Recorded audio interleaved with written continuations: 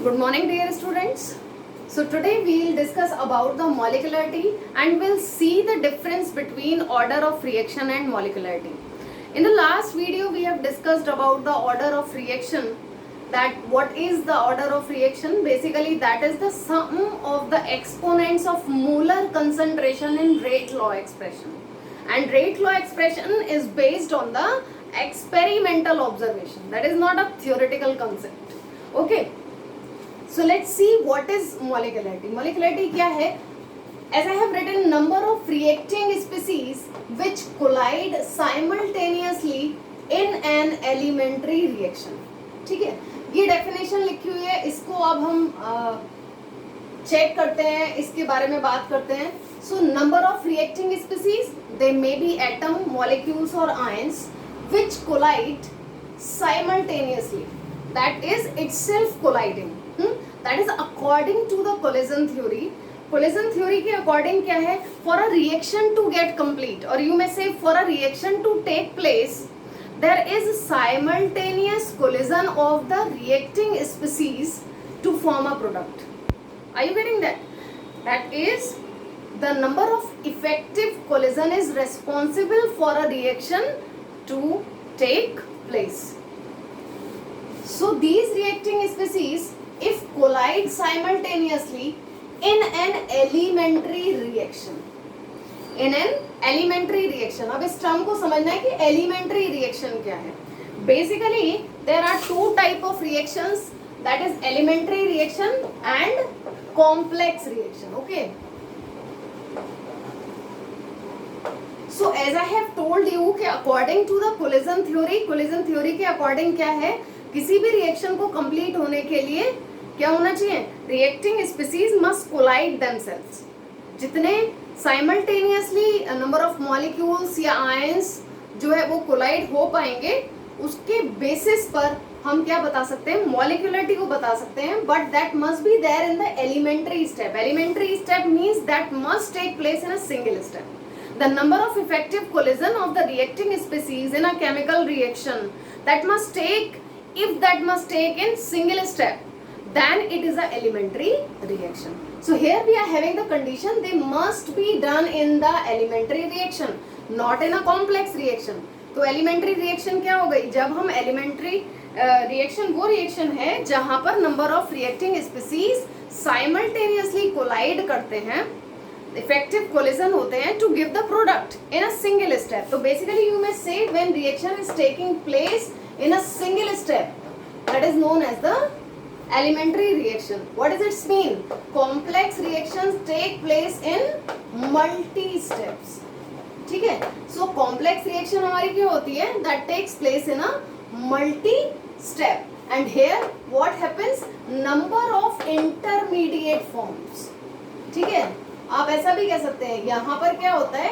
Intermediate formation होता है, that is unstable in nature. ये हम देख चुके हैं, ऑर्गेनिक हम लोग पढ़ चुके हैं. तो ऑर्गेनिक में हमने देखा कि जब इंटरमीडिएट फॉर्म होते हैं किसी भी रिएक्शन में, तो वो बेसिकली क्या होते हैं? अनस्टेबल होते हैं, इसीलिए रिएक्शन आगे प्रोसीड करती है. और जो हमारा फाइनल प्रोडक्ट होता है वो कैसा होता है?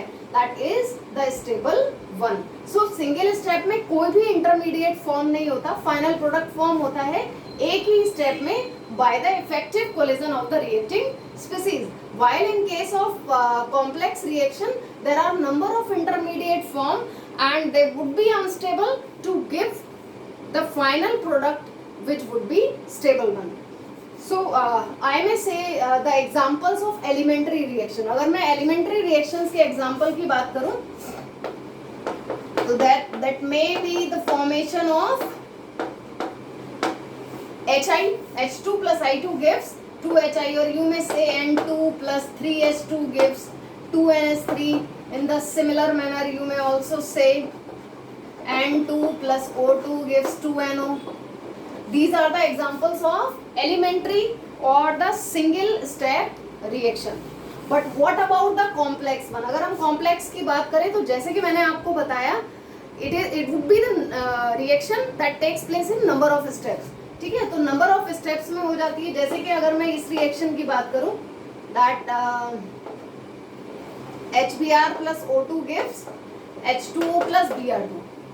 ठीक है, ये हम लिखते हैं reaction that is a final reaction, but it generally takes place in 3 step. ये 3 स्टेप्स में होती है, और here we are having 2 intermediate form during the reaction. So HBr first react to O2 to form HOOBr, that again react with another molecule of HBr to give HBRO. So 2 molecule would be there. Again this HBRO molecule react with HBr to give water and bromine. Okay, so that is our final product. हम लोगों ने देखा ये हमारा final product है, और ये दोनों क्या है, these are the intermediates form during the reaction.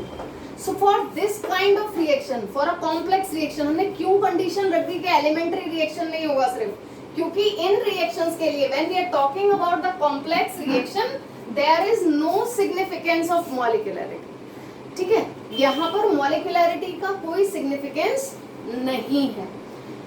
So if we see the number of examples of molecularity, so it may be unimolecular, bimolecular or trimolecular. Unimolecular means when the colliding species या reacting species is only one. ठीक है, जब reacting species केवल एक है तो उस case में क्या होगा, हमारा molecularity would be 1 and that reaction would be unimolecular reaction. And if we are talking about the next one, that is having the reacting species as 2, that would be the bimolecular reaction. And if we are talking about the number of colliding species that are 3, then it would be the trimolecular reaction. Okay, I think you must be getting me. आपको समझ में आ रही होगी मेरी बात। तो इस तरीके से molecularity 1 हो सकती है, 2 हो सकती है और 3 हो सकती है। That we will see with the help of the examples कि कौन कौन से examples यहाँ पर possible हैं। So number of examples in the case we will see.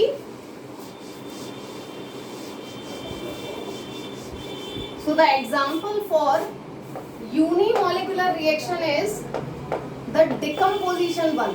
Okay, क्योंकि decomposition जो है वो इजीली हमारा क्या हो जाता है, वन रिएक्टिंग स्पीसीज में। ठीक है, सो NH4NO2 ammonium nitride when decompose, okay, it gives water 2H2O plus N2, that would be our unimolecular reaction.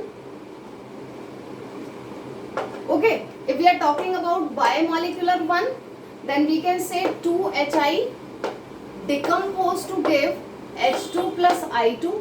Here what we are able to see, we need 2 molecules to collide, 2 molecules of HI to collide. Here only 1 molecule is responsible, so that is unimolecular. It is bimolecular. And the third one is redox reaction of ferric chloride and stannous chloride. So it gives ferrous chloride plus stannic chloride. And when we will balance it, so it would be here it is balanced. So it is, we are able to see 2 molecules of FeCl3 and 1 molecule of stannous chloride is needed. So it is trimolecular reaction. So here what we are able to see कि हमारे पास molecularity 1 हो सकती है, 2 हो सकती है, 3 हो सकती है। जैसे कि हम लोगों ने ऑर्डर ऑफ रिएक्शन के केस में देखा था कि ऑर्डर ऑफ रिएक्शन हमारा 0 भी हो सकता है। ठीक है, दैट में भी 1, 2 और 3 होल नंबर हो सकता है, फ्रैक्शन में भी हो सकता है, लेकिन in the case no fraction is there, no molecularity would be 0। ठीक है, मॉलिक्यूलरिटी 0 नहीं हो सकती है। क्यों? 0 होने का मतलब क्या हुआ? 0 होने का मतलब हुआ कि कोलाइडिंग जो स्पीसीज होगी यानी रिएक्टिंग स्पीसीज 0 होनी चाहिए। ऐसा क्या पॉसिबल है किसी भी केमिकल रिएक्शन में कि आपकी कोई भी रिएक्टिंग स्पीसीज ना हो और प्रोडक्ट फॉर्म हो जाए? So it can't be 0 also. And now if we are talking about the simultaneous collision, so simultaneous collision maximum हम क्या मान के चलते हैं, या ये मान के चलते हैं कि 3 मॉलिक्यूल से ज्यादा साइमल्टेनियसली एक बार में कोलाइड नहीं हो पाते, ठीक है। तो 3 मॉलिक्यूल से ज्यादा एक बार में कोलाइड नहीं हो पाते। ज्यादातर हमें रिएक्शंस यूनिमॉलिक्यूलर और बायोमॉलिक्यूलर देखने के लिए मिलती हैं, क्योंकि सिंगल मॉलिक्यूल का, ठीक है, डिकम्पोजिशन बहुत इजी है, 2 मॉलिक्यूल्स का कोलिजन आपस में बहुत इजी है। लेकिन अगर 3 मॉलिक्यूल्स या ज्यादा मॉलिक्यूल्स आ जाते हैं तो नंबर ऑफ इफेक्टिव कोलिजन की प्रोबेबिलिटी बहुत कम हो जाती है। इसलिए जो हमारी मॉलिक्यूलरिटी है बेसिकली या तो वो 1, 2 और 3 पॉसिबल है। So like this, now I think it would be clear. Number of reacting species which collide simultaneously in an elementary reaction. तो आप क्या कर सकते हैं, किसी भी रिएक्शन का मॉलिक्यूलरिटी केवल उसकी स्टोइकियोमेट्री को देखकर बता सकते हैं, अगर वो एलिमेंट्री रिएक्शन है तो, ठीक है। एलिमेंट्री रिएक्शन होना चाहिए, क्योंकि किसी भी कॉम्प्लेक्स रिएक्शन के लिए we would not be able to tell the molecularity, क्योंकि उसमें नंबर ऑफ स्टेप्स इन्वॉल्व होंगे। जैसे कि मैंने अभी आपको बताया था 3 स्टेप्स वर देयर, और उन तीनों स्टेप में अगर हम मॉलिक्यूलरिटी की बात करें तो हर स्टेप में मॉलिक्यूलरिटी क्या थी, हर स्टेप में अगर हम बात करें जैसे HBr plus O2 gives HOOBr, thereafter it again combine with HBr to give 2 molecules of HBrO, it one ले लेते हैं, HBrO again combine with HBr to give H2O plus Br2. So if we are talking about the molecularity, तो इसकी भी molecularity क्या होगी 2, इसकी molecularity step की क्या होगी 2, इस स्टेप की मॉलिक्यूलरिटी क्या होगी 2। So every step is the elementary step in a complex reaction, ठीक है।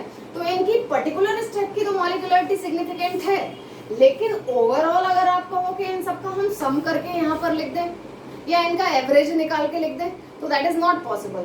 सो there is no significance about the molecularity of a complex reaction.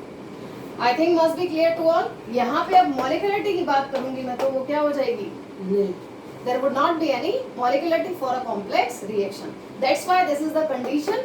It must be of elementary reaction.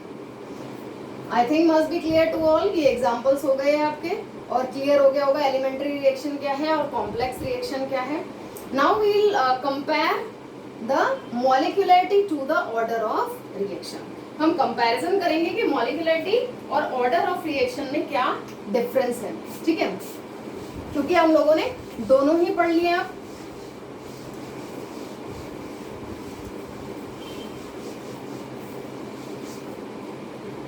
So order of reaction जैसे कि हम लोगों ने बात की थी, देखिए ये क्वेश्चन एग्जाम में बनता है, आ जाता है कि मॉलिक्यूलरिटी और ऑर्डर ऑफ रिएक्शन में डिफरेंस बताइए। So the first difference, as I have told you what is order of reaction, sum of exponents of molar concentrations in rate law expression. यही होता है ना ऑर्डर ऑफ रिएक्शन.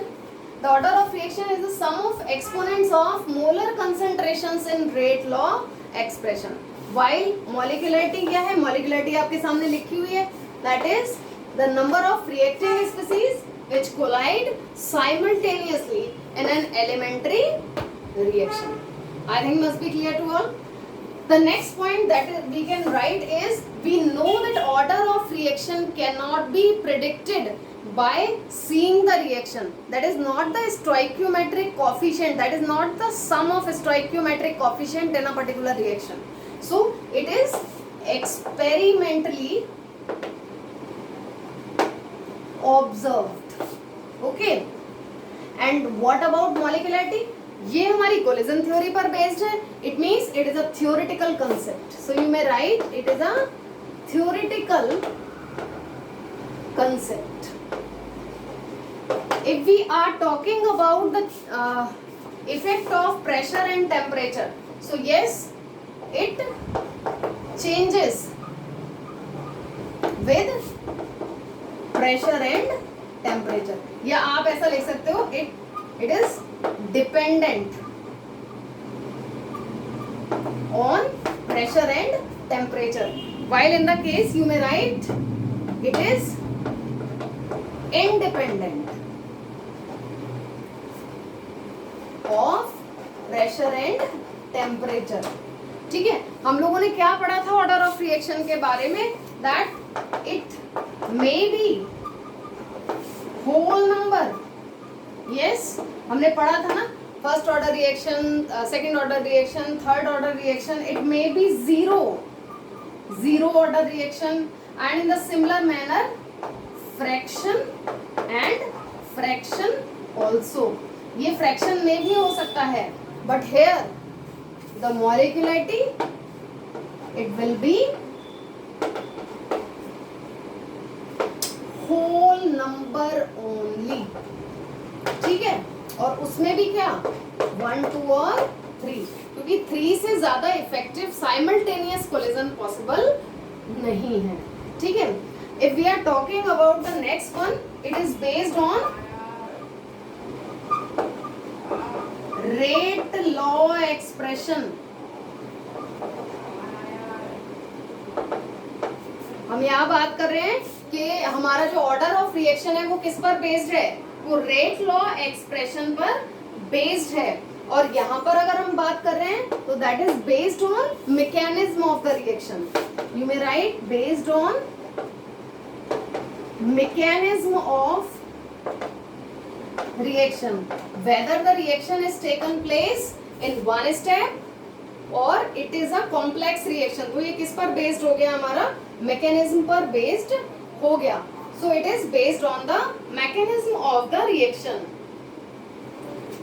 नेक्स्ट हम लिख सकते हैं इट इज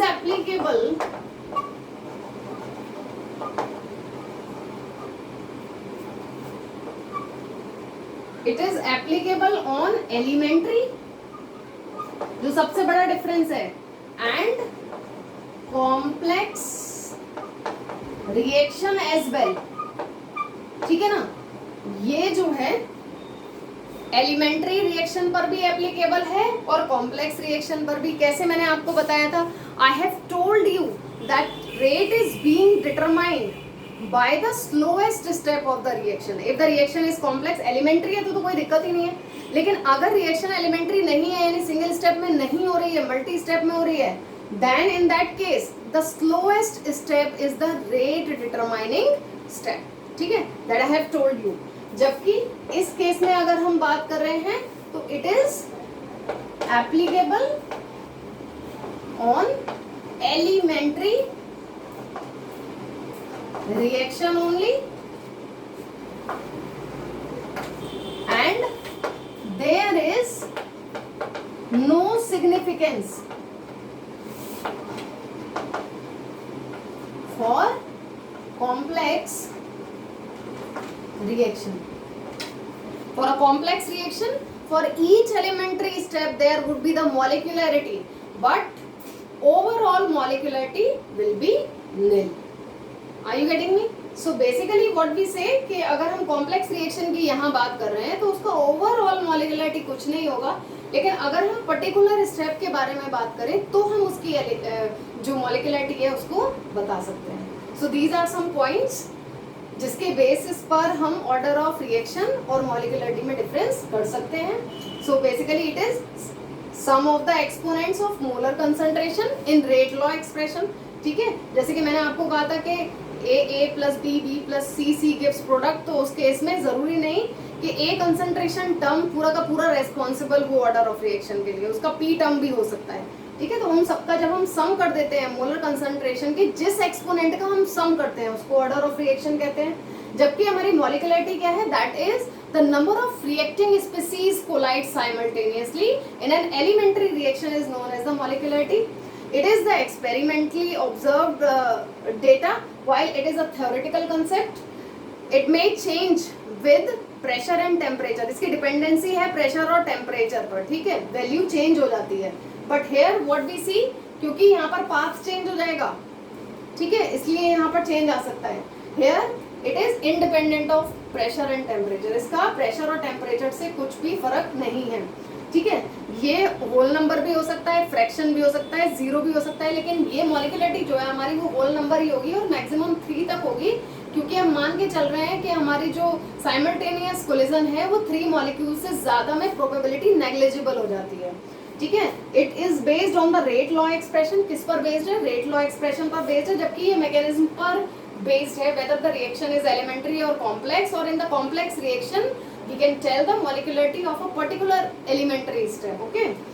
यहाँ पर it is applicable for elementary as well as for complex reaction, because in case of complex reaction we determine the rate with the help of the slowest step of the overall reaction, while in the case it is basically based on the elementary reaction, because in case of the complex reaction there is no overall molecularity of the reaction, only for a particular step we can tell the molecularity। लेकिन पूरी reaction के बारे में बात करें तो कोई significance नहीं है। So these are some common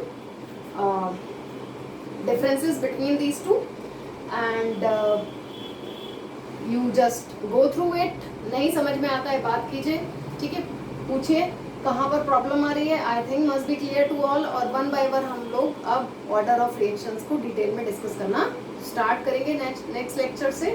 thank you.